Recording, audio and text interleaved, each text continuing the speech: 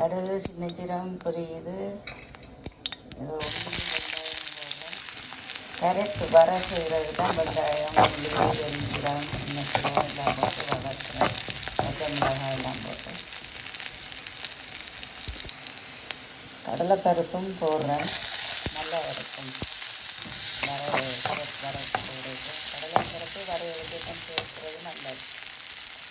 தாளிஞ்சு வந்துட்டு சீவில கரட் போடணும். வரைச்சி சீவித்தான் கரட் செய்வோம். உப்பு சேர்க்குறோம். உப்பெல்லாம் குறையத்தான் போடணும், அப்போ தான் நல்லது.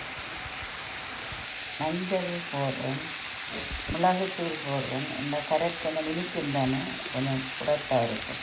தூள் ஒரு கொஞ்சமாக போட்டிருக்கு.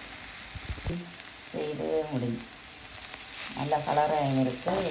சாப்பிட்டுட்டு தான் சொல்லணும் நல்லா இருக்காங்க. நன்றி, வணக்கம்.